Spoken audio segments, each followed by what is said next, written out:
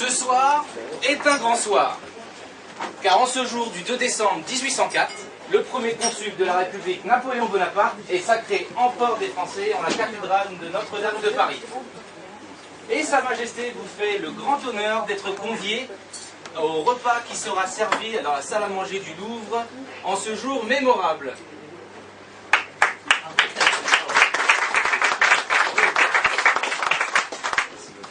Mais sachez une chose, c'est que tout n'a pas été simple pour arriver en ce jour. Oh que non! Pour comprendre le pourquoi de la raison du comment du sacre de Napoléon, il nous faut remonter 2 ans auparavant. C'est ce que nous allons faire ce soir. Et je ne vais rien vous cacher des différentes péripéties qui ont jalonné ces 2 années. Tout commence le 25 mars 1802. En ce jour, la France et l'Angleterre signent le traité de Lunéville qui met un point final à la seconde coalition européenne contre la France. Napoléon profite de cette paix retrouvée pour affirmer son pouvoir à l'intérieur comme à l'extérieur. Il conclut avec le pape un concordat qui rétablit la paix à l'intérieur. Il consolide les conquêtes de la France sur la rive gauche du Rhin et consolide aussi ses relations avec les petits États d'Allemagne et la Suisse. Il se fait aussi attribuer, car il a le temps, le consulat à vie, mais l'opposition royaliste ne désarme pas pour autant. Et en faisant exécuter le jeune duc d'Enghien sans motif sérieux, il terrorise celle-ci, mais rassure les anciens révolutionnaires. C'est ainsi que par le Senatus Consulte du 28 Floréal en 12, 18 mai 1804, le Sénat déclare: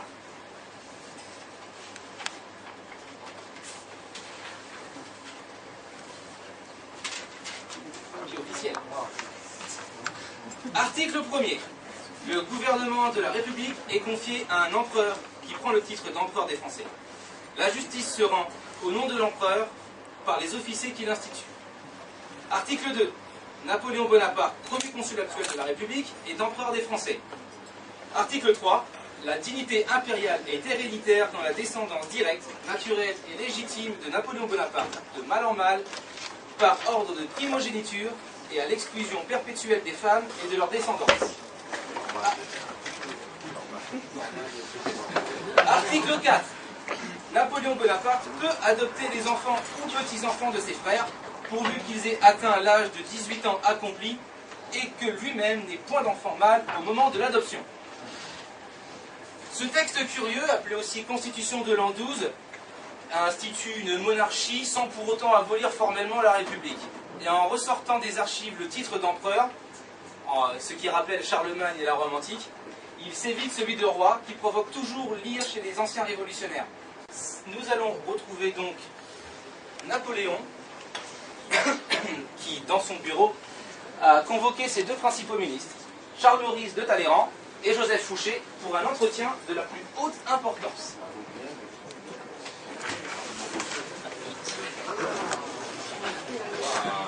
Bonjour messieurs. Bonjour votre majesté. Bonjour mon empereur. Bien. Savez-vous pourquoi je vous ai fait mander à une heure aussi matinale? Non, sire, mais cela doit être important. Ça l'est en effet. Et vous, monsieur le grand chambellan? Moi, du tout. À moins que ce ne soit pour nous empêcher de dormir, votre majesté. Toujours votre humour caustique. Sachez qu'un jour je pourrai m'en lasser. Pas tant que je suis utile et que je serve vos intérêts, votre majesté. En effet. Vous voyez bien. Soit. Si je vous ai fait venir, c'est pour que nous parlions de mon couronnement. Sujet éminemment important, mais intéressant. Oui, si on veut. Comme vous le savez, le peuple a publicité pour que je sois son empereur. Le peuple, je ne sais pas, votre majesté. En revanche, la bourgeoisie, à n'en pas douter. Ne polémiquons pas, s'il vous plaît. Bref, savez-vous pourquoi il souhaitait que je sois son empereur? Oui, bien entendu. Mais nous vous laissons le privilège de vous nous l'annoncer. Cela vous ferait tant plaisir. Nous vous écoutons, sire. Eh bien, tout simplement, parce que je serai un solide rempart contre le retour des Bourbons. Très finement analysé, votre majesté. Et saviez-vous que le dernier rempart, avant moi bien sûr, était Charlemagne? Et J'ai décidé que mon sacre ne pourrait se faire sans la couronne de Charlemagne. Faut que toute ambiguïté soit levée. Mais quelle ambiguïté, votre majesté? Eh bien celle qui pourrait naître dans les esprits chagrins que je pourrais renouer avec l'ancien régime et ses règles poussiéreuses. Personne n'oserait-je, votre majesté, et quand bien même cela serait, le doute serait rapidement levé.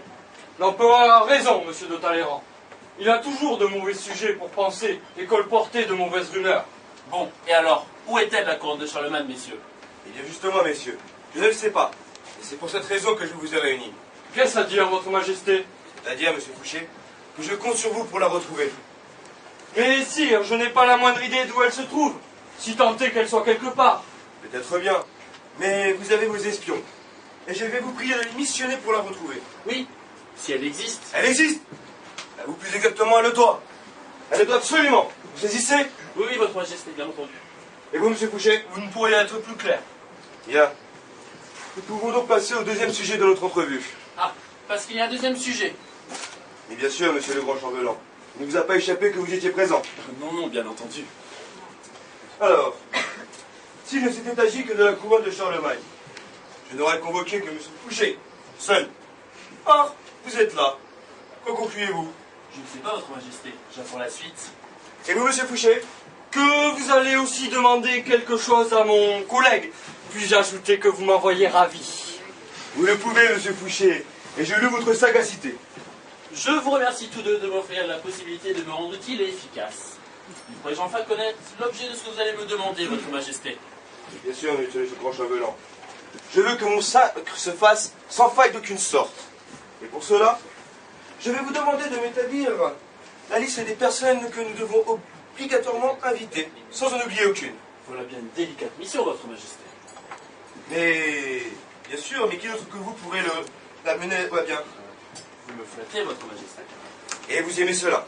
Ah, ce n'est pas tout. Je suis inquiet, votre majesté. Mais non, vous ne l'êtes pas. Alors, vous allez aussi convaincre le pape de venir me couronner, pour que mon sacre ne souffre d'aucune contestation. Voilà bien une redoutable mission, votre majesté. En effet. Autre chose, une dernière chose. Vous me gâtez, votre majesté. Je n'en suis pas si sûr. Moi non plus. Vous allez me trouver un peintre qui pourra immortaliser cette cérémonie. Et ce sera tout, votre majesté? Oh, je crois que c'est déjà pas mal. Bon, messieurs, je ne vous retiens pas plus longtemps. Je crois que vous avez du pain sur la planche.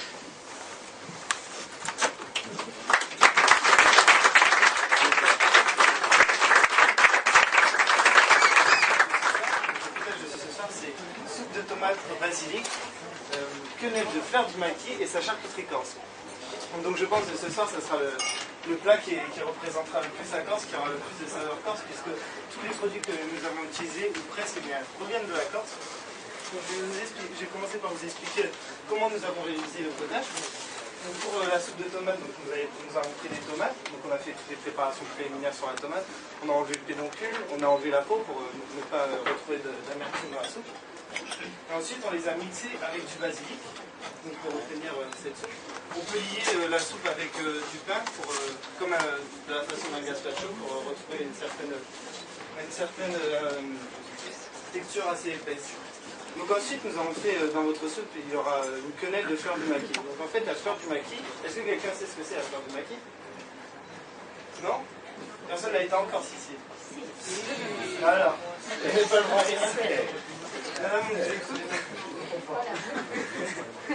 la fleur du maquis, en fait, c'est un fromage de Corse qui est, en fait, lorsqu'il est affiné, il est recouvert d'herbes du maquis. Donc, en fait, c'est des herbes qui sont similaires aux herbes de Provence, mais qui proviennent du maquis. Donc, en fait, toute sa croûte est recouverte d'herbes du maquis pour donner des saveurs encore plus d'herbes, des saveurs d'aromates. Donc ce fromage, eh bien, on l'a mixé, on l'a passé au robot coupe avec de la crème liquide pour alléger sa texture. Et en fait, ensuite, on en a fait des quenelles. Et ces quenelles, eh bien, on va les retrouver dans le potage. Donc le potage qui sera servi froid. Et ensuite, pour finir, l'assiette de charcuterie, donc un peu de charcuterie qui sera servi avec cette soupe. Donc il y a 4 charcuteries dans votre assiette. On va commencer par de la copa. Donc de la copa, en fait, c'est 2 filets de porc, donc un maigre et un moins gras, qui sont en fait mis ensemble dans un boyau et qui sont séchés, et qui sont fumés et ensuite séchés et laissés affiner en cave. Après vous aurez du lonzo, donc le lonzo en fait c'est la longe du porc, donc, qui est moins grasse, et qui est aussi séché et laissé affiner en cave. Et les deux autres charcuteries, ce sont des saucissons, saucissons de sanglier et saucissons de dalle. Donc voilà, donc des charcuteries assez fortes en bouche, mais qui révèlent bien le caractère du Corse, bien puissant. Donc voilà, je vous souhaite une bonne dégustation, je laisse ça. Et bonne dégustation, voilà. Merci.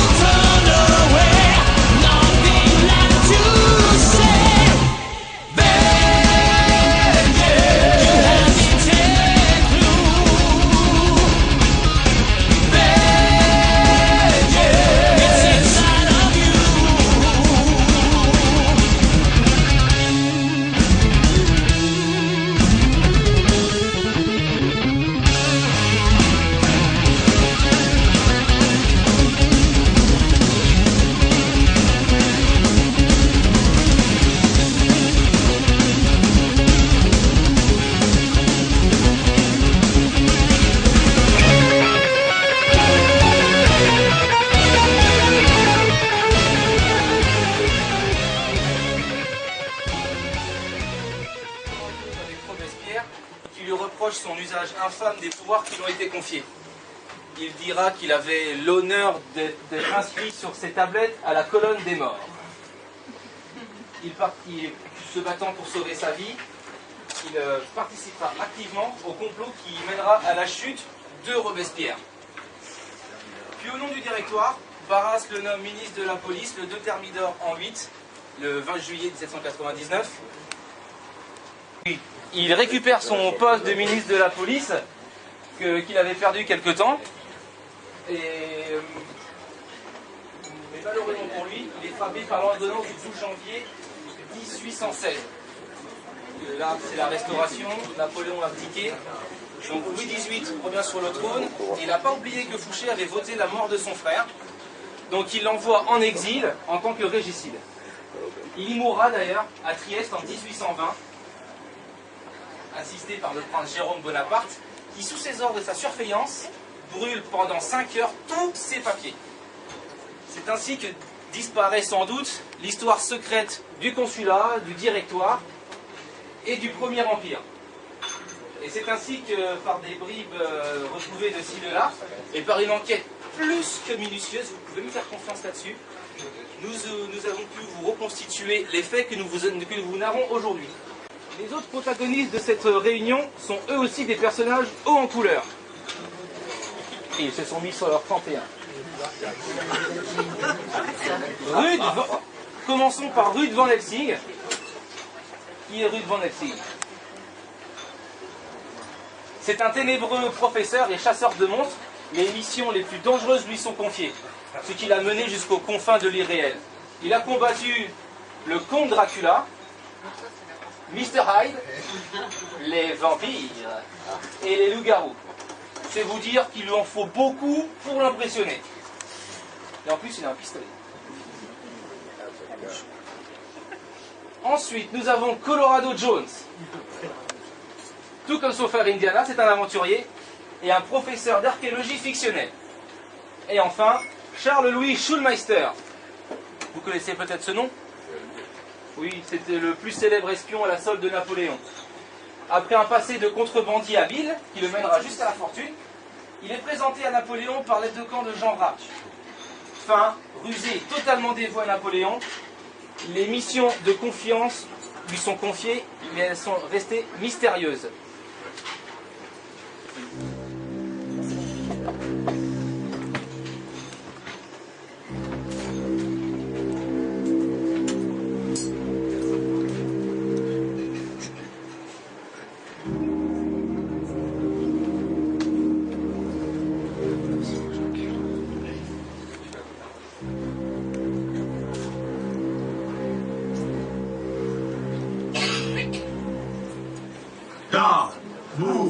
Tabur Ganesh.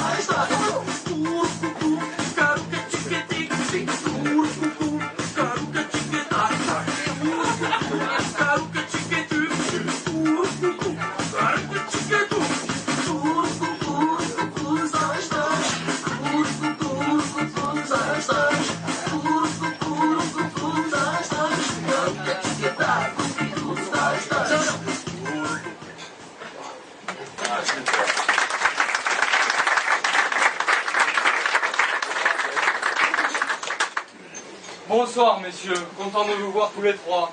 Bonsoir, monsieur le ministre. Avec tout le respect que je vous dois, monsieur le ministre, je ne comprends pas pourquoi vous m'avez demandé de venir avec ces deux messieurs qui ne sont rien d'autre que des amateurs en matière d'espionnage. Peut-être, monsieur Schulmeister. Mais faites-moi la grâce de penser que si je vous ai conviés tous les trois, c'est que j'avais de bonnes raisons pour cela. Je vais donc vous écouter, monsieur le ministre, avec attention. C'est mieux, en effet. À mon tour de me lever contre la manière dont monsieur Schulmeister nous prend de haut, je me sens blessé. Alors, moi aussi, monsieur. Bien. Maintenant que tout le monde s'est exprimé, nous allons pouvoir quitter la cour de récréation pour entrer dans celle des grands. Cela vous va-t-il?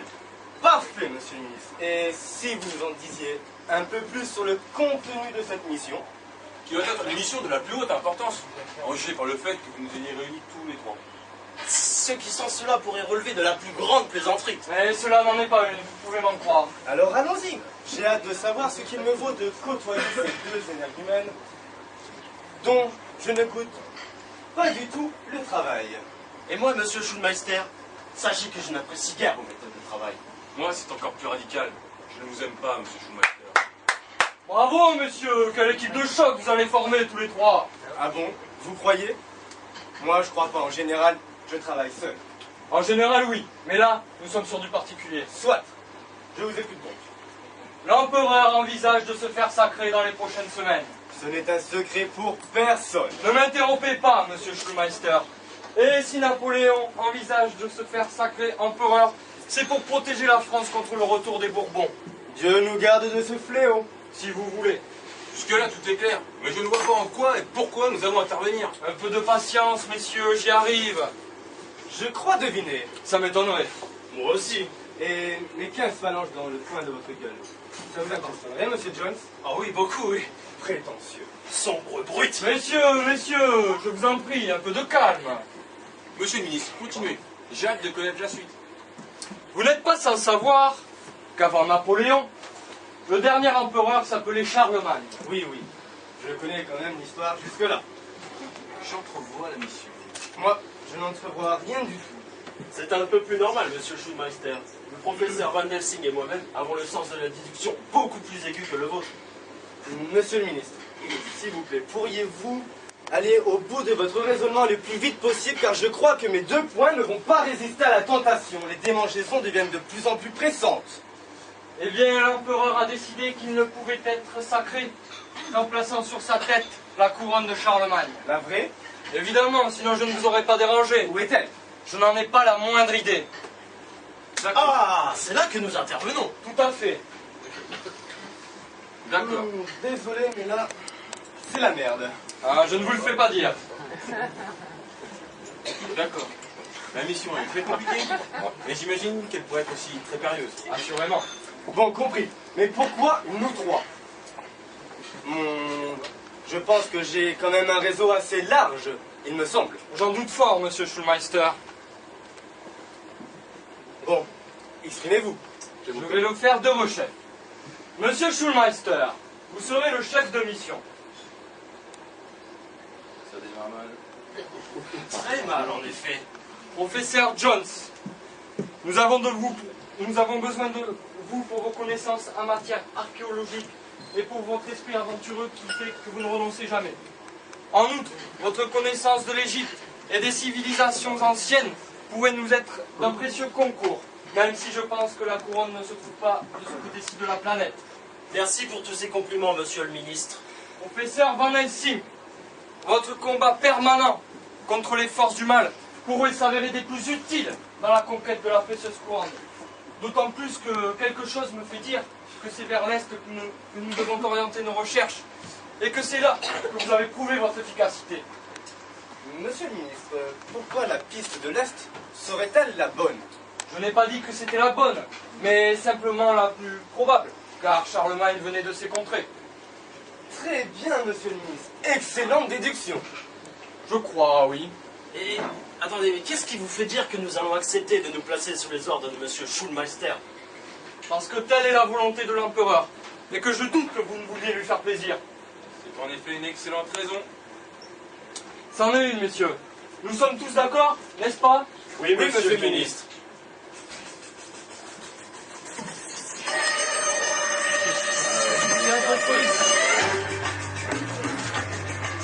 Donc, votre mission, si vous l'acceptez, sera de retrouver la couronne de Charlemagne et de la ramener à Paris. Si l'un de vous 3 était tué ou capturé, le ministère que je dirige nierait avoir reconnaissance de vos agissements. J'attends une réponse positive de votre part, messieurs. Je suis partant, monsieur le ministre. Nous aussi. D'ailleurs, nous n'avons guère le choix.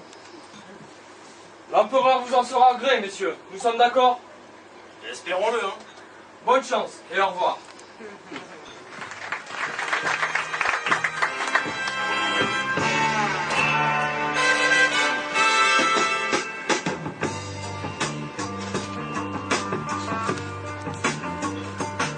L'aventure, c'est l'aventure, l'aventure, c'est l'aventure, elle est là, qui vous attend un soir.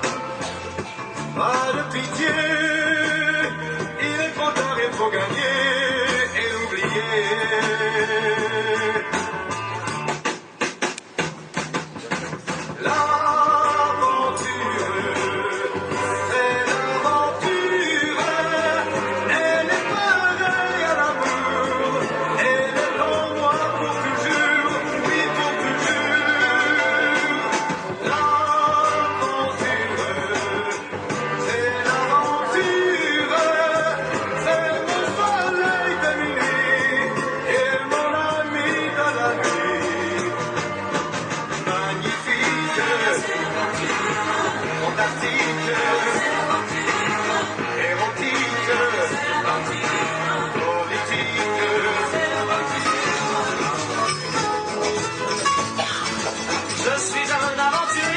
Et j'ai beaucoup pour l'aider.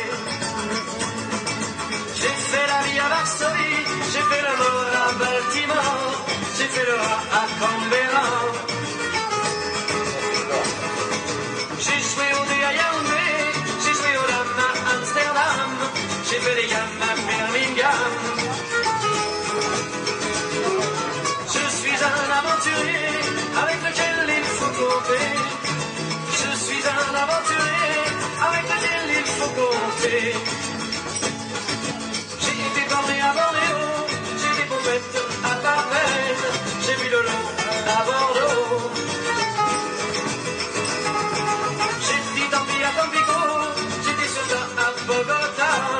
et des calculs à Calcutta.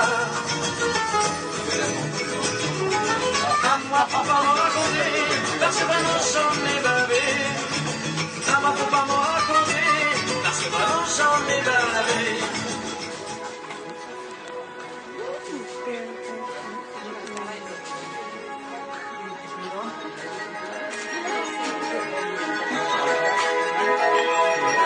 Il est mort de rire.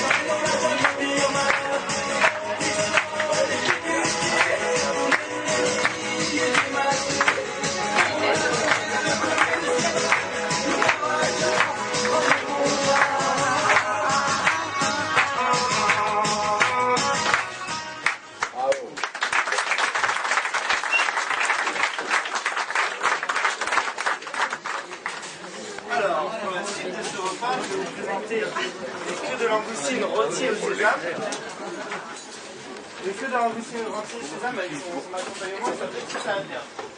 Donc en fait, je vais commencer par vous expliquer comment on a fait les queues de langoustine. Donc en fait, les langoustines, on leur a enlevé la tête, on a enlevé la carapace. Après, on a enlevé aussi les intestins. Donc je vais faire une légère incision. Parce que dans l'assiette, ça ne fait pas très bien. Il suffit de faire une légère incision sur le dessus pour les éviscérer. Ensuite, on a parsemé dessus du sésame, donc du sésame blanc et du sésame noir. Et on les retire au four comme ça 5 à 6 minutes avec de l'huile d'olive. Ensuite, en garniture avec, eh bien, vous aurez une petite brunoise de concombre. Donc en fait, une brunoise, c'est un terme technique, c'est des petits dés de concombre de 2 mm sur 2 mm. Donc on a coupé tous ces concombres très finement. On les a liés avec de la farce d'avocat pour rester dans la même couleur. Et on a ajouté un jus de citron pour éviter que tout ce mélange s'oxyde au contact de l'eau. Au-dessus, vous aurez... oui. J'ai oublié de dire qu'avec tous les carapaces et les pinces des langoustines, on a réalisé un fumet de langoustine, un fond de langoustine. Donc en fait, les carapaces, on les fait revenir, on les fait revenir dans de l'huile. On y ajoute une garniture aromatique, donc un oignon clouté au clou de girofle, des carottes, également du concentré de tomate, et on mouille le tout avec de l'eau. On laisse réduire ça pour que tout se concentre en goût. Et avec ce fond de langoustine, eh bien, on a réalisé une petite vinaigrette qui fera sur le feu. Et ensuite, au-dessus de votre garniture, il y aura une salade d'herbes. Donc en fait, on a décidé de prendre plein d'herbes que vous connaissez certainement, mais d'autres également que vous ne connaissez pas, donc vous allez être très surpris. Donc on vous a mis dans cette salade d'herbes de la coriandre, de la ciboulette, des fleurs de cerfeuil. On a souvent l'habitude de manger le cerfeuil, juste les feuilles, mais il y aura également les fleurs de cerfeuil. Il y aura une herbe que vous avez plus souvent l'habitude de boire, mais que là vous allez manger, c'est l'herbe d'absinthe. Ne vous inquiétez pas, ça n'a aucun effet sur l'organisme. Et également eh bien, de la ciboulette chinoise, donc qui s'apparente à l'ail des ours. En fait, c'est une ciboulette qui a un arrière-goût d'ail. Et donc voilà, un peu de citronnelle ciselée. Et tout cela, eh bien, on a essayé de l'équilibrer pour pas que trop de goût prenne le dessus. Donc c'est bien équilibré au niveau des arômes. Et ça sera assaisonné d'une vinaigrette qu'on a fait à base d'huile de noix. Donc voilà, je pense vous avoir fait sur ce plat. Je vous souhaite une bonne dégustation et je vous dis à tout à l'heure. Bravo.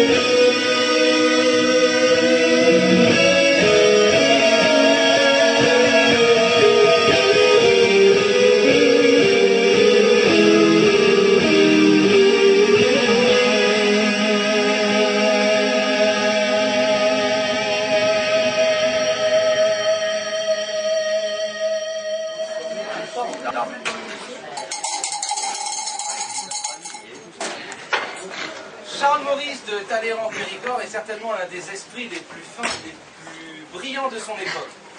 Avec un sens aigu de la diplomatie, il arrangera nombre d'affaires pour le compte de Napoléon. Après avoir traversé tant bien que mal la période révolutionnaire, on le retrouve associé de près au Directoire. Le pouvoir est alors, plus à leur service qu'à celui de la nation. Et Talleyrand trouve son compte dans cette ambiance de facilité, de corruption et de malversation. Le 20 juillet 1799, accusé de malversation, il doit démissionner de son ministère. Mais il a la prescience qu'un tel régime court rapidement à sa perte et il va décider de précipiter l'événement en encourageant un jeune général, Napoléon Bonaparte, à prendre le pouvoir et en préparant activement le coup d'État du 18 Brumaire. Il a en outre la tâche de faire démissionner Barras de son poste, tâche qu'il réussira à merveille, et ce, sans lui verser des sommes importantes qui devaient inciter à partir. La tâche menée à bien Napoléon n'oublie pas Talleyrand et celui-ci retrouve son poste de ministre des Affaires étrangères sous le consulat. Talleyrand est aussi à l'initiative des textes organiques du Concordat de 1801, mais il ne peut fléchir le Saint-Siège concernant son cas personnel qu'il aurait voulu voir inclus dans l'article concernant les ecclésiastiques mariés. Eh oui. Néanmoins, le Concordat sera signé le 15 juillet 1801. Talleyrand, en 1804, est l'inspirateur de l'enlèvement du duc d'Enghien, qui sera aussitôt fusillé après un procès bâclé. C'est à ce personnage aussi complexe que tortueux que Napoléon décide de confier la tâche d'élaboration de la liste des invités pour le jour du sacre. Il ne pouvait trouver mieux que Talleyrand, tant son intelligence et son esprit sont reconnus. Mais il ne partage pas cette tâche tout seul. Il est assisté par sa secrétaire, Jeanne-Gabrielle Luluche, Gabi pour les intimes. Nous les retrouvons donc en plein travail dans son bureau d'élaboration de cette liste.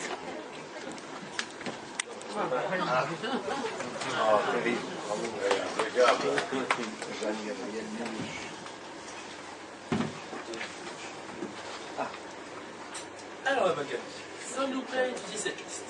Je suis à votre disposition, monsieur le grand commandant. À la bonne heure. Alors, par qui commençons-nous? Eh bien, la famille de Napoléon me semble tout à fait indiquée, d'autant plus que l'empereur y tient beaucoup. Voilà une bien belle entrée en matière, madame Gabi. Commençons donc par les sœurs de l'empereur. Ces deux têtes de minottes ne devraient poser aucun problème. Je n'en suis pas si sûr, monsieur. Il se murmure qu'elle refuserait de porter la traîne de l'impératrice. Et en plus, elle l'appelle la vieille, ce qui n'est pas fait pour arranger les choses. Ne vous inquiétez pas, nous allons régler ce petit malaise. Passons donc aux frères de l'empereur, je vous prie. Bien sûr, monsieur, comme vous le souhaitez. Joseph ne devrait poser aucun problème, ainsi que Louis. Par contre, Lucien et Jérôme devraient poser un tout petit peu plus de problèmes. Je vais donc devoir en parler à l'empereur. Ah, je vous les déconseille, monsieur. Je sais de sources sûres qu'il est très irrité après son frère Lucien, depuis ses épousailles avec Madame Alexandrine de Bléchamp, veuve Jouberton. Il ne décolère pas. Aïe, aïe, aïe, ça se complique. Comme vous dites, monsieur. Et depuis qu'il refuse de se séparer de sa femme, l'empereur a décidé que son frère Lucien serait rayé de ses honneurs et promotions du sacre impérial. Vous vous rendez compte? Oui, bien entendu, ma bonne Gabi. Et cela m'attriste, car je l'aime bien, moi, Lucien. Je vous conseille de ne pas en parler à l'intérieur. Ceci risquerait de l'offusquer gravement. Et d'ailleurs, j'ai appris qu'il aurait décidé de rendre la famille de Lucien non dynaste en France. Pour vous dire.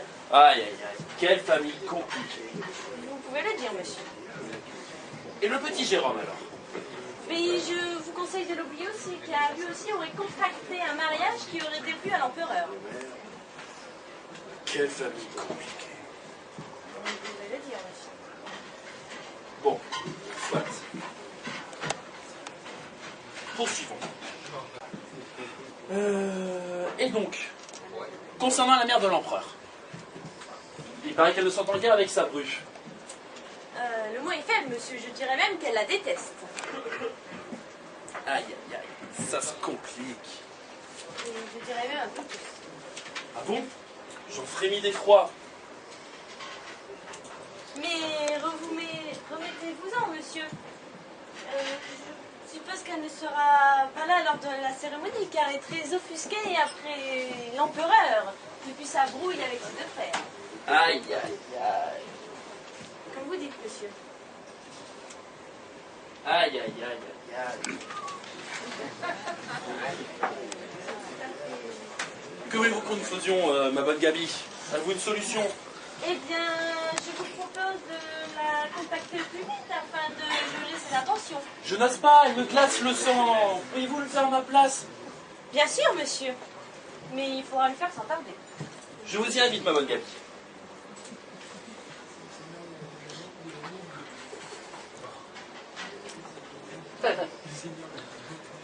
Oui, allô?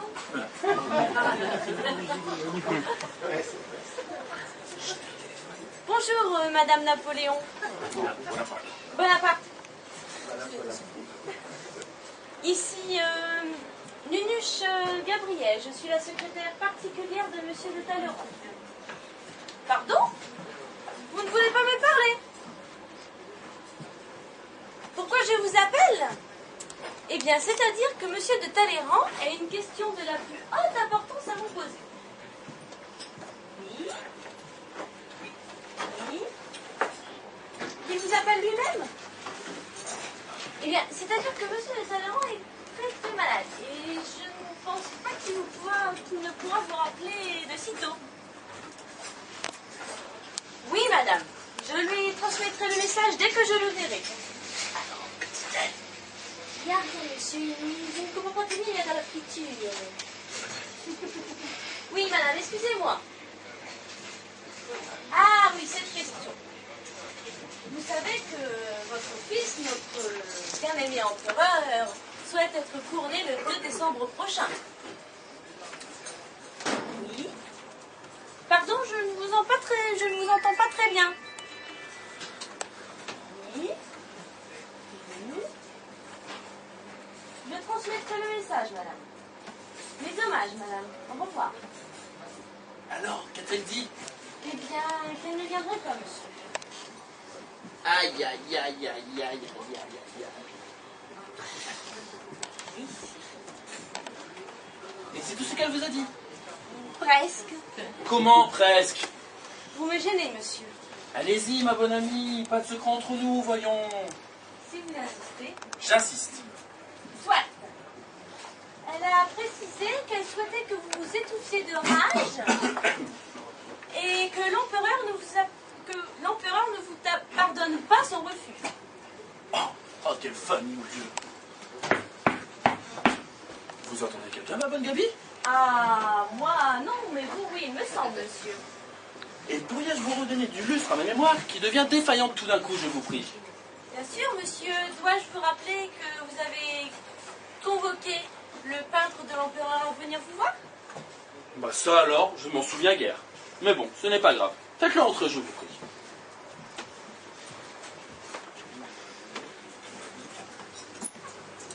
Bonjour, monsieur le grand chambellan. Je suis heureux que vous m'ayez demandé de venir. Excusez-moi, monsieur, est-ce que je sens mauvais ou... Et La politesse ne fait pas partie de la panoplie d'un peintre impérial? Quelle arrogance, madame, je me sens offensé. Rangez donc cela, je vous prie, et dites bonjour à ma secrétaire, comme il est d'usage de le faire quand on entre dans une pièce où il y a plusieurs personnes, monsieur. Bonjour, madame. Voilà qui est mieux. Alors comme ça, c'est donc vous que l'empereur a décidé pour immortaliser son sacre? C'est bien moi. Et vous êtes, monsieur, car vous n'êtes pas présenté.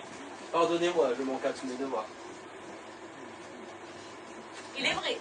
Je m'appelle David, monsieur le grand chambellan.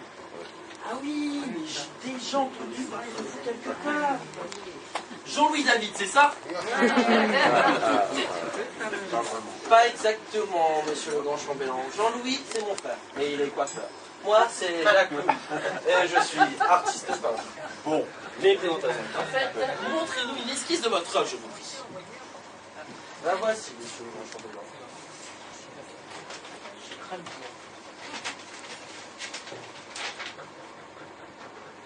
Mais enfin, mon ami, vous n'êtes pas au courant d'un dernier rebondissement?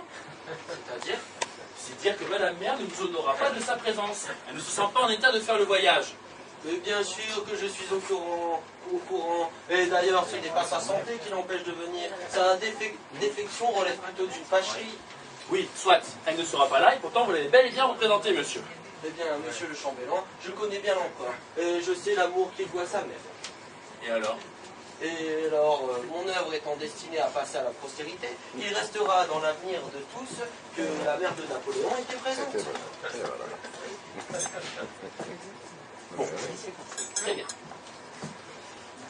C'est plutôt osé, monsieur, mais bien pensé. Cela ne résistera pas au travail des historiens, mais quand on sera l'empereur, est-ce que j'ai pas dit? Monsieur David, votre travail me plaît. Vous pouvez continuer dans ce sens, je vous prie. Au plaisir de vous revoir, monsieur le grand chambellan. À la cérémonie, je suis. Avec grand plaisir, monsieur. Excusez-moi, je me sens toujours mauvais? Au revoir, madame. Au revoir, monsieur. Bon, à votre Gabi, vous pouvez vous retirer, je vous prie. Il faut que je me repose et que je réfléchisse à tous les paquets qui me passent cette cérémonie. Je vais m'éclipser, monsieur, mais avant cela, laissez-moi rajouter un dernier petit tracas. Comment? Encore un? Je le crois bien, monsieur. Je vous écoute. Eh bien, vous vous souvenez que monsieur Beethoven avait écrit une symphonie en l'honneur de monsieur Bonaparte? Oui, bien sûr, même que celle-ci s'appelait la Symphonie de Bonaparte. Mais où voulez-vous en venir, ma bonne Gabi? Ah, ceci. Beethoven est très en colère à l'idée de savoir que le général allait être couronné. Il a donc décidé de débaptiser l'œuvre. Aïe, Je ne pourrais dire mieux, monsieur. Je vais m'éclipser afin de vous laisser profiter de la cour. Au revoir, monsieur.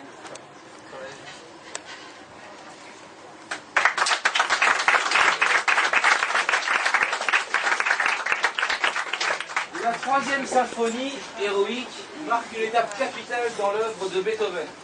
Non seulement en raison de sa puissance et de sa longueur, mais aussi parce qu'elle inaugure une série d'œuvres brillantes, caractéristiques du style de la période médiane de Beethoven, dit style héroïque. Le compositeur entend initialement dédier la symphonie héroïque au général Bonaparte, en qui il voit le sauveur des idéaux de la Révolution. Mais en apprenant qu'il compte se faire sacrer empereur des Français, il rentre dans une telle fureur qu'il en vient à raturer férocement l'intitulé Bonaparte pour le remplacer par la phrase « Grande symphonie héroïque pour célébrer le souvenir d'un grand homme ». La genèse de cette œuvre s'étend de 1802 à 1804, mais la création publique le 7 avril 1805 déchaîne les passions, car tout le monde l'a trouvée beaucoup trop longue. Beethoven, lui, ne s'en souciait guère, car il disait que tout le monde la trouverait bien courte quand il en aurait composé une de plus d'une heure, et devant composer avant la création de la 9e, l'héroïque comme la meilleure de ses symphonies. Quant à Jacques-Louis David, après avoir été fait chevalier de la Légion d'honneur par Napoléon Bonaparte, il obtient le titre de premier peintre de l'Empire. Il est mandaté par ce même Bonaparte de réaliser 4 tableaux de cérémonie. Le premier, le couronnement. Le second, la distribution des aigles. Le troisième, l'intronisation. Et le quatrième, l'arrivée à l'hôtel de ville. Mais seulement les 2 premiers seront réalisés. Jacques-Louis David était l'un des artistes les plus admirés, honnis et enviés de son temps. Non seulement en raison de ses engagements politiques, mais aussi évidemment pour ses choix artistiques. Par le passé, rarement un artiste n'a su, épouser les grandes causes de son temps en mêlant intimement art et politique. Eva, c'est à ton tour. Merci Richard. Après l'art plastique, place à l'art gastronomique.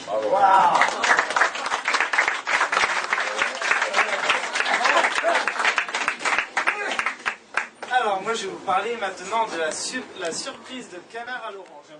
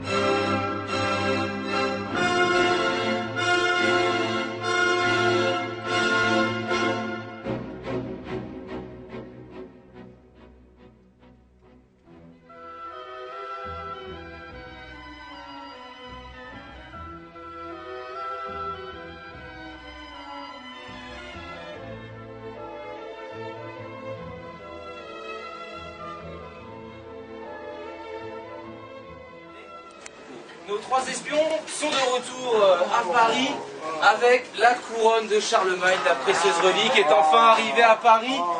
C'est une bonne nouvelle.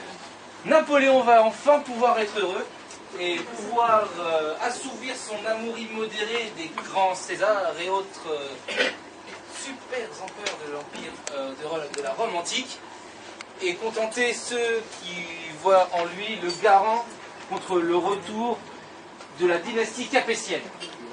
Mais pour l'heure, glissons-nous dans l'antichambre du bureau de Joseph Fouché où il reçoit ses 3 espions.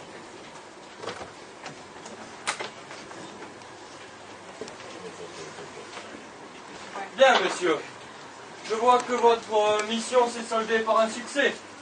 Oui, monsieur le ministre, mais tout ceci ne s'est pas fait sans mal. Ah, c'est sans importance du moment que vous avez réussi. Oui, mais quand même. Nous y avons laissé les plumes. Racontez-moi ça. Nos pas nous ont menés dans les Carpates. Et c'est là que nous avons rencontré les pires dangers. C'est même là que le professeur Jones s'est fait mordre par un vampire. Et ça fait mal. À vrai dire, j'en sais rien. Parce que depuis ce jour, il n'est plus tout à fait lui-même. Qu'est-ce à dire, monsieur Schulmeister? Je crains qu'il n'ait plus tout à fait le sens des raisons. Ah, que voulez-vous ce sont les risques du métier. Et vous, professeur Van Helsing, vous ne dites rien. Cela ne vous ressemble pas. Que dites-vous, professeur? Monsieur Schulmeister, pouvez-vous m'expliquer? Mais certainement, monsieur Nils. Je vous écoute. Vous avez raison sur un point. La couronne se trouvait bien dans les profondeurs de l'Est. Mais après les Carpates, nous nous sommes dirigés vers l'Oural. Et vous avez trouvé la couronne? Évidemment, monsieur Nice, mais il faisait très froid. Et alors? Et alors j'ai pu m'en sortir car j'étais très prévoyant. Mais, parce que je suppose qu'il y a un mais. Évidemment, il y en a un. Mais mes 2 acolytes ont été pris par le gel en m'attendant devant la grotte des Grisés qui gardait précieusement la sublime relique.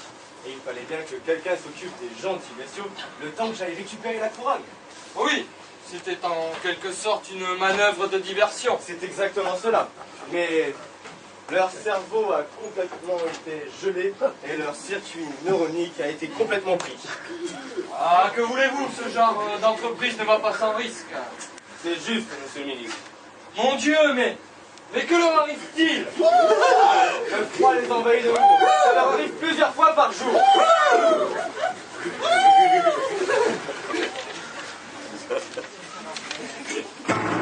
Ouais gros, c'est pas dans le bazooka. Quand c'est l'hiver, quand ça fait froid, qu'une chose à faire gars, écoute ça. Quand les montagnes on dirait de la Savoie. C'est moi non ça va pas, c'est le bonheur, on gèle les greleurs. Bordel les faibles froids dans ton frigo. Un pied dehors direct, c'est la pharyngée. La morphone et la microbe du sachet. Alors écoute avant qu'il sera trop tard, avant que tout sera tout dur comme un surgelé picard. On n'est pas venu pour jouer les papapoules. Mais un conseil mon gars, faudrait qu'elle roule, faudrait qu'elle roule, faudrait qu'elle roule. On va faudrait qu'elle roule, faudrait qu'elle roule, faudrait qu'elle roule. La chute de roule, la guitare.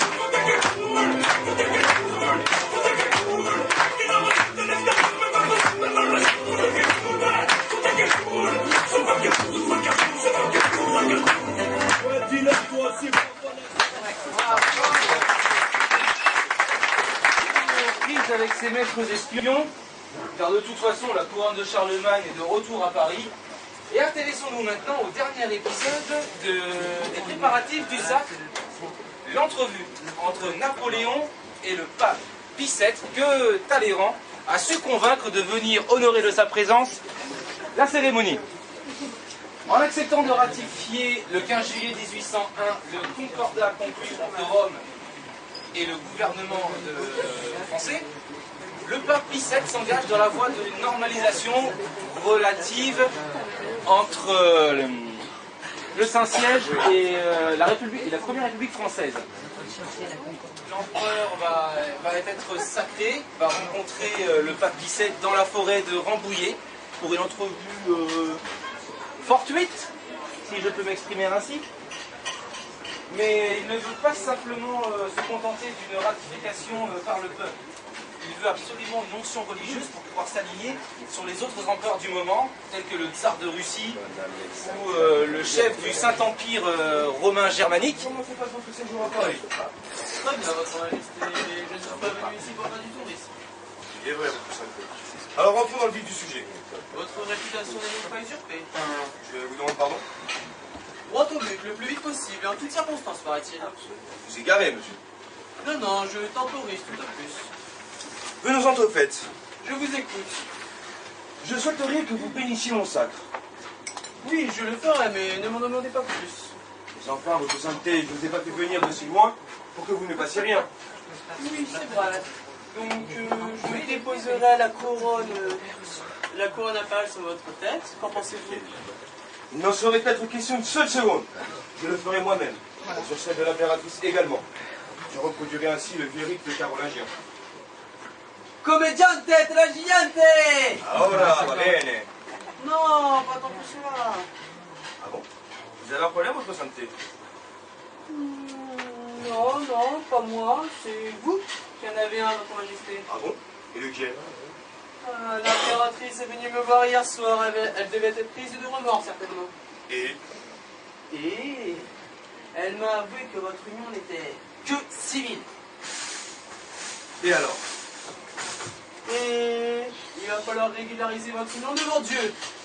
Sinon, je crains fort d'avoir une indisposition le jour du sacre. Vous savez, le climat parisien ne me convient guère. bien soit. Sera fait ainsi, comme vous le souhaitez. En tout cas, sur ce point. Ça sera plus sage, votre majesté.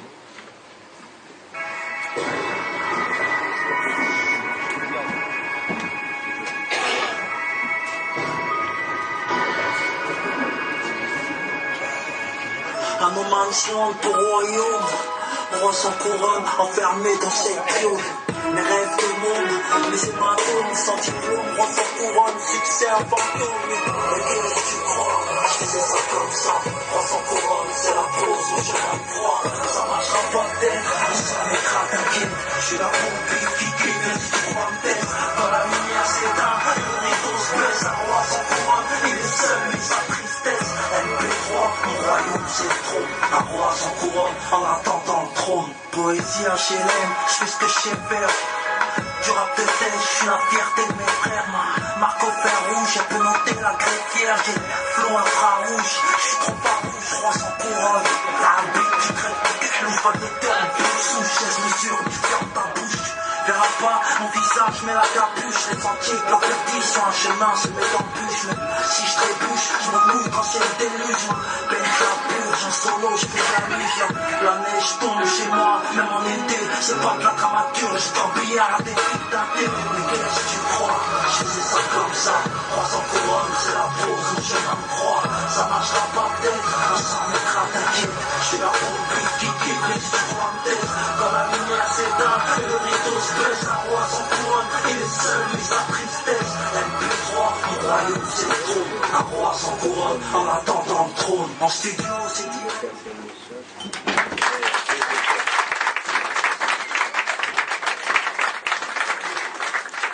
Alors, donc pour finir cette belle soirée corse, le millefeuille à l'orange avec le chutney de fraise et la glace avec clémentine. Donc le millefeuille se compose en fait, il y a trois disques de chocolat Donc nous avons fait fondre du chocolat à une certaine température pour qu'il puisse redurcir derrière. Donc il y a toute une courbe de cristallisation à effectuer pour que le chocolat puisse rester brillant et dur. Et en fait, pour faciliter le travail du chocolat, lorsqu'il est fondu, on y ajoute du beurre Mécrio. Donc je ne sais pas si quelqu'un sait ce qu'est le beurre Mécrio. Coco. Comment? Cacao. Le cacao, de la noix de coco. C'est du beurre de cacao. En fait, c'est un beurre qui a été fait à la période, lors de la période de la vache, puisqu'on ne pouvait plus utiliser d'autres matières grasses. Et certains chocolatiers ont eu l'idée de créer un beurre de cacao. Donc en fait, ils prennent du beurre de cacao qu'ils projettent sur une grille, ils le laissent sécher, déshydrater, ils grattent le tout et ils le passent dans une turbine, ce qui nous fait une fine poudre de beurre de cacao que l'on peut utiliser, donc là on l'utilise dans du chocolat, mais qu'on peut utiliser aussi pour cuire des poissons, cuire des viandes. Et en fait, l'avantage de ce beurre, on aime bien l'utiliser puisqu'il ne dénature pas le goût des aliments, il est incolore et ça permet de réaliser une cuisson parfaite sans altérer le goût des aliments. Et donc ce soir on va l'utiliser dans le chocolat, puisque le fait de rajouter du beurre de cacao au chocolat, ça permet de le fluidifier, mais aussi qu'il puisse reprendre bien sa forme originale, donc qu'il puisse bien redurcir derrière. Donc voilà la petite aparté sur le beurre Mécrio. Donc on vous a fait des disques de chocolat. Entre chaque couche, eh bien, il y a sur la première couche un chutney de fraises. Donc on a coupé des fraises, on a réalisé un caramel, enfin, on a réalisé un léger caramel, on a jeté les fraises dedans et on déglace immédiatement au vinaigre balsamique pour réaliser ce chutney de fraises.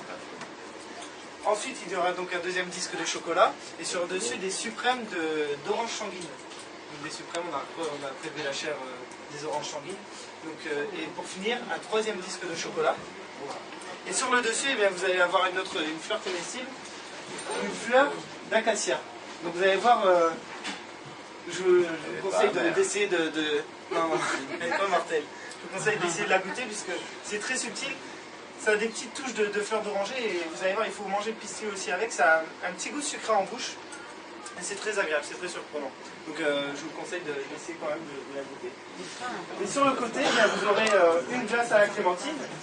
Donc nous avons prélevé la pulpe de clémentine que l'on ajoute à un léger sirop, donc de l'eau et du sucre. On laisse le tout prendre en cellule de refroidissement, donc au congélateur, et on passe le tout au pack-au-jet. Et donc cette glace sera servie eh bien, dans la clémentine, puisqu'on a vidé les clémentines pour récupérer la pulpe et faire la glace, et on a resservi la glace dans la coque de clémentine. Donc voilà. Sur ce, j'ai fini de vous expliquer ce dessert et je vous laisse le déguster. Bravo.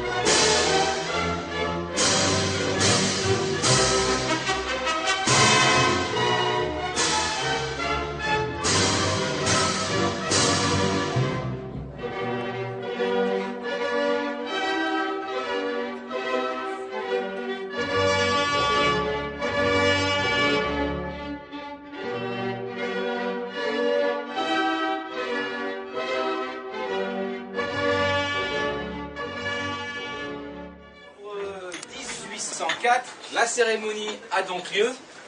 Elle est quelque peu brouillonne et totalement dénuée de spiritualité et de recueillement. Elle s'éternise pendant 3 longues heures dans le froid vif de décembre. Après une messe, le pape Pie VII bénit les emblèmes impériaux, anneaux, épées, manteaux. À part Londres, qui est en guerre avec la France, toutes les capitales européennes acceptent à contre-cœur le titre impérial de Napoléon. Mais Londres garde encore le deuil du duc d'Enghien. Mais ne gâchons pas la fête, car nous sommes à quelques minutes du sacre. Napoléon et Joséphine sont aux anges. Ils ne devraient pas tarder à arriver, ils sont sur le parvis de Notre-Dame. Les voici.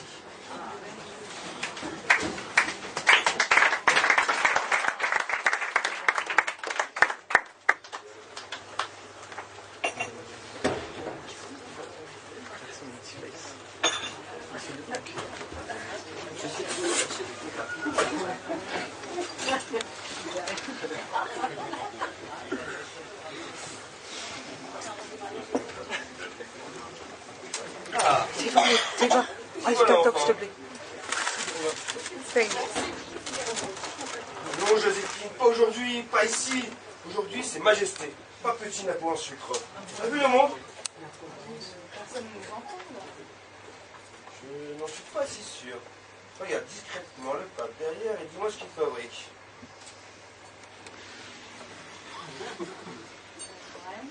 Rien de rien, de une statue de marbre. Bon. Alors j'y vais.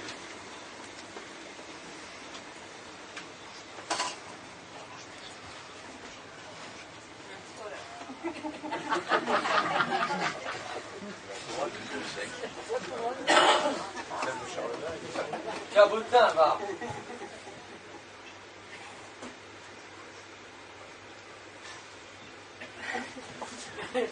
Et tac, je l'ai fait. Bon. Mon petit David, pourriez-vous prendre la première photo officielle du sacre, s'il vous plaît? Avec toi. Alors.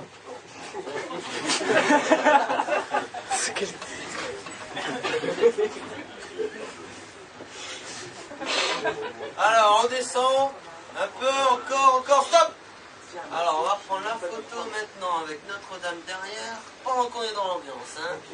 Alors, Joséphine, Napo, le sacre, un super. Hein. Si, un très beau sac. Hein. D'ailleurs, c'est simple, moi, question émotion, j'ai chialé pendant 1 heure. Si, très beau sac. Hein. Les gars, c'est arrêté avec le riz, là. Oh, Colorado. Colorado, ça suffit, je crois que tout le monde en a eu maintenant. Hein. Ah.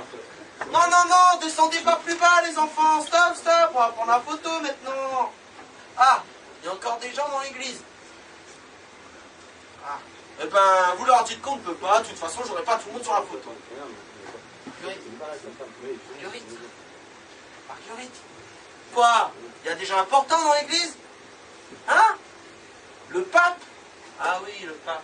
C'est important, le pape. Hein. Eh ben, vous avez qu'à le faire passer par au-dessus, le pape, alors. Hein. Faites-le passer par au-dessus. Marguerite. Oh, Marguerite. Je n'ai pas pensé que la pellicule dans la voie avec l'autre, c'est la pellicule de vacances en Espagne. Si, je te dis, tu me feras penser. Mais si, Marguerite, le zoo, à Madrid, avec les phoques et les dauphins, dans la piscine, qui a trempé les trucs, là, comme ça. Oh, laisse tomber, je m'en souviendrai, merci. Oh là, doucement avec le pape, les enfants. C'est un vieux modèle, le pape. Oh, non, votre sainteté, je disais pour plaisanter, le pape est un vieux modèle. C'est le bordel, ok.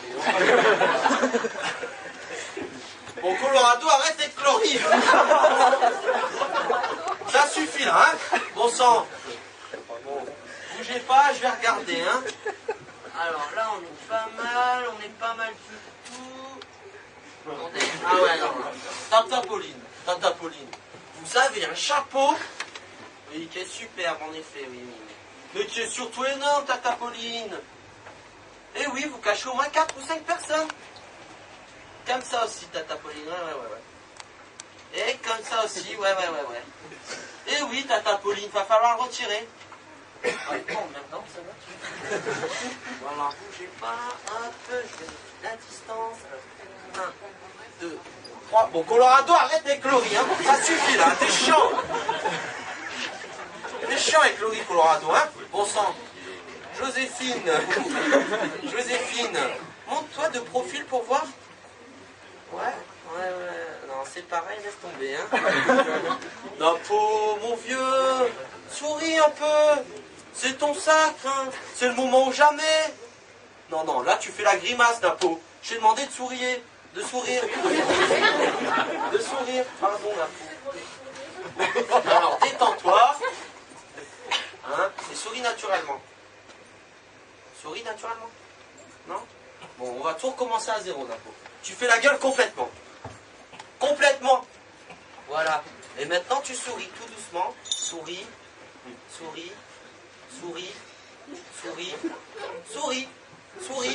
Stop, c'est bon. De toute façon, on n'aura pas mieux. Bon, Colorado, arrête. Colorado, arrête avec Laurie maintenant, hein. Ça suffit, hein. Alors, 1, 2, 3, c'est pareil. C'est normal, hein. Ah oui, Joséphine. Tourne-toi complètement de dos pour voir. Encore les tickets,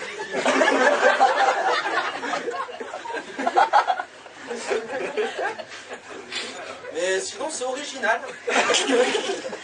Non, Joséphine, je disais ça pour plaisanter. C'est important que l'on t'en voit. C'est ton sac quand même. Je regarde, bougez pas, hein. Je regarde. Non. Alors moi, je vais vous dire ce qui va se passer. Ce qui va se passer. Au Colorado, arrête avec Laurie, t'es chiant là, hein. Bon, je vais vous dire ce qui va se passer. Ce qui va se passer, Colorado, c'est que tu vas en prendre une dans la gueule si tu continues avec Laurie maintenant, hein. C'est pas compliqué maintenant, ce qui va se passer, c'est que vous allez tous vous serrer. Allez hop, on serre. Bon, Joseph et Charles, là, pas trop collés non plus. Ils n'auront pas une occasion, ces deux-là. C'est pas possible. Dis, Caroline, qu'est-ce que t'as? Tu vas être flou sur la photo ou quoi? Qu'est-ce que t'as gesticulé comme ça, là? Hein? Oh, les mecs, vite, Caroline, elle fait un malaise. Vite, les gars, deux qui la tiennent. Oh là là.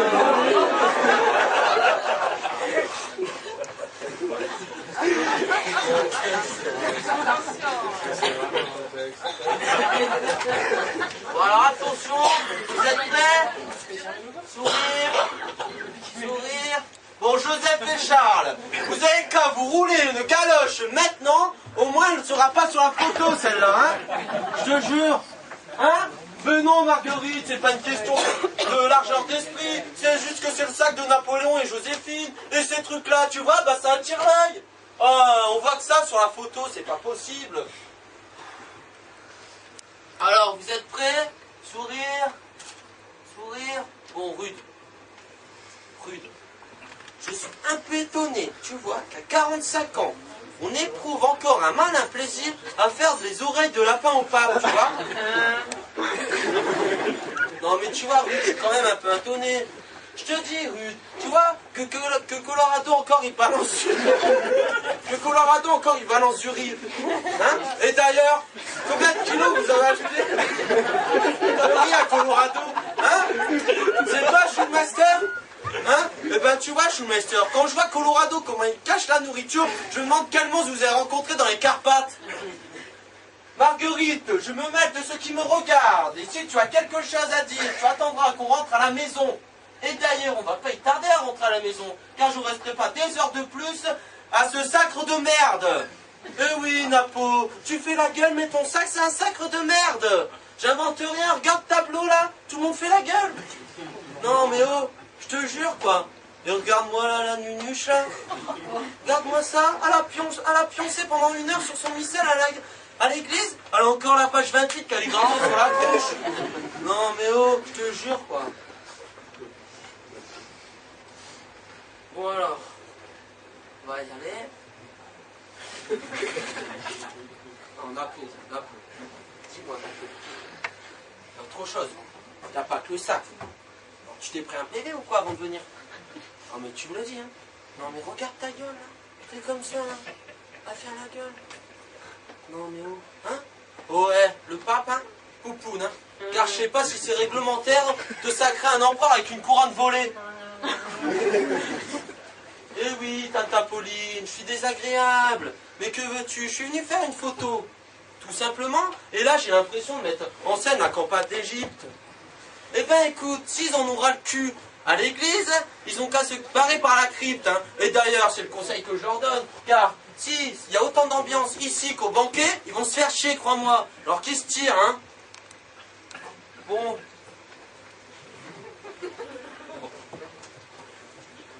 Allez. Voilà, on n'est pas tiré d'affaire. Allez. L'impératrice, elle chiale. Eh ben au moins, elle aura peut-être une gueule potable, hein, l'impératrice. Hein? Oh là là. Allez. Bon, maintenant, on va prendre la photo. C'est simple, on va la faire. Ceux qui sourient, ils sourient. Ceux qui sourient pas, ils sourient pas. Moi, j'en ai rien à foutre, la photo, je suis pas dessus. Ok? Bon, alors, prêt?